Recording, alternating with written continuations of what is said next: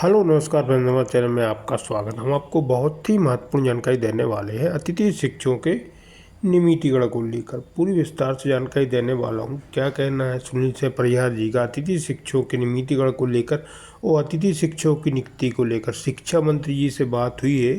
तो शिक्षा मंत्री जी ने आश्वासन दिया है कि अतिथि शिक्षकों के साथ मीटिंग करेंगे और जो भी घोषणा की थी उसे पूरा करवाने का प्रयास किया जाए। जैसे विभागीय परीक्षा लेने की बात की गई थी, 50% आरक्षण की बात की गई थी, तो उसे पूरा करवाया जाएगा शिक्षा मंत्री जी ने। और प्रमुख सचिव ने भी आश्वासन दिया है और अतिथि शिक्षकों को जो नियुक्ति में समस्या है उसका भी समाधान करने के लिए बोला गया है।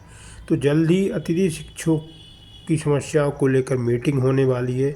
मैं पूरी विस्तार से जानकारी देने वाला हूँ। सुनील से परिहार जी ने क्या कहा है लाइव वार्ता आपको सुनाने वाला हूँ। वीडियो में बने रहे, वीडियो पूरा देखें। वीडियो अच्छा लगे तो लाइक और चैनल को सब्सक्राइब जरूर ऐसी अपडेट पाने के लिए। साथियों नमस्कार। पिछले 2 दिन से लगातार अतिथि शिक्षकों के हित में अधिकारियों से माननीय मंत्री जी से मिलकर अतिथि शिक्षकों की समस्याओं पर चर्चा करना चाहा और अभी तक अधिकारी डीपीआई बल्लभ भवन और बल्लभ भवन डीपीआई के बीच में अपनी समस्याओं को उलझाते रहे हैं। आज माननीय स्कूल शिक्षा मंत्री जी से मिलने का हमने प्रयास किया। माननीय मंत्री जी ने बैठक आयोजित कर चर्चा करने की बात कही है और उस बैठक में ही अतिथि शिक्षकों का निर्णय होगा। चूँकि अभी तक 11 सितंबर को भी माननीय शिक्षा मंत्री जी, प्रमुख सचिव और आयुक्त महोदय के साथ बैठक हुई थी। उसके बाद भी अतिथि शिक्षकों के हित में जिन बातों पर सहमति बनी थी उनके आदेश आज तक नहीं हुए। दूसरा, पूर्व मुख्यमंत्री माननीय शिवराज सिंह चौहान जी ने जो अतिथि शिक्षकों के हित में घोषणाएं की थी उनके आदेश भी आज दिनांक तक नहीं हुए। उन्होंने कहा था कि आगामी शिक्षक भर्ती में 50% आरक्षण और 20 अंक बोनस के दिए जाएंगे। आगामी शिक्षक भर्ती की प्रक्रिया चल रही है लेकिन उनके आदेश भी नहीं हुए। इसका मतलब यह है कि अतिथि शिक्षकों को सिर्फ 25% आरक्षण ही मिलेगा। कहीं ना कहीं अतिथि शिक्षकों के लिए नुकसान है। हम चाहते हैं अतिथि शिक्षकों का पात्रता परीक्षा में EWS की भांति 10% अर्हता अंक कम किए जाएं और उनको बोनस अंक दिए जाएं। यदि ऐसा होता है तो अतिथि शिक्षकों का भला होगा। या फिर गुरुजी या शिक्षक कर्मियों की भांति सरकार नीति बना दे। नीति बनाएगी तो निश्चित रूप से हम सबका भला होगा। और यदि हमारे हित में नीति नहीं बनती तो वर्तमान में जो प्रक्रिया चल रही है उससे कहीं ना कहीं अतिथि शिक्षकों की भर्ती प्रक्रिया में तो पारदर्शिता है लेकिन अनुभवी अतिथि शिक्षकों को कहीं ना कहीं नुकसान है।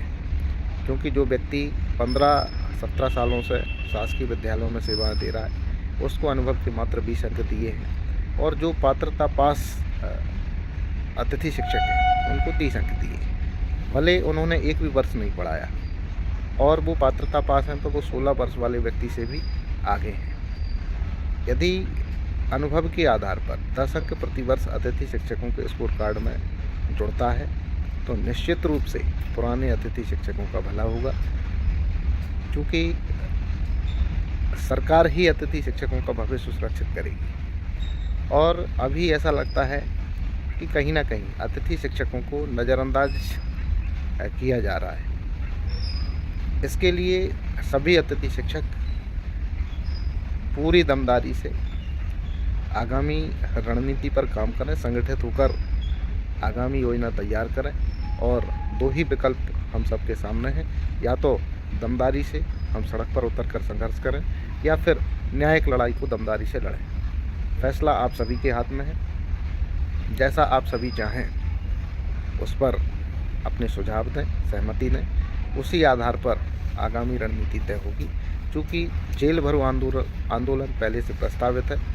अतिथि शिक्षकों पर हुए लाठीचार्ज के विरोध में और सरकार की वादा खिलाफी के विरोध में हम जेल भरो आंदोलन करेंगे और वो जेल भरो आंदोलन आपका विधानसभा चुनाव ये विधानसभा का शीतकालीन सत्र जो होता है उससे पहले हम उसको करने की पूरी तैयारी में हैं। आप सभी संभागाध्यक्ष, जिलाध्यक्ष सक्रिय रहें।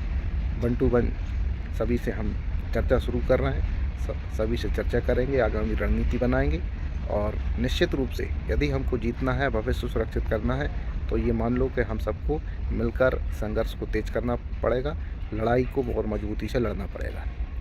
वर्तमान में जो समस्याएं आ रही हैं, पोर्टल अभी भी बंद है, हो सकता है कल शुरू हो जाए और दूसरी काउंसलिंग वालों की जो ज्वाइनिंग के लिए 1-2 दिन का समय और मिल सकता है। तीसरी काउंसलिंग लगभग 2 दिन बाद शुरू हो सकती है और जिनकी समस्याएं हैं धीरे धीरे उनका समाधान भी होगा, ऐसी उम्मीद हम करते हैं। और बहुत सारे लोगों ने व्यक्तिगत समस्याएं भेजी थी, उनका समाधान अभी तक नहीं हुआ है, प्रयास कर रहे हैं। 1-2 दिन में जैसे ही पोर्टल खुलता है आपकी समस्याओं का समाधान करवाएंगे। धन्यवाद।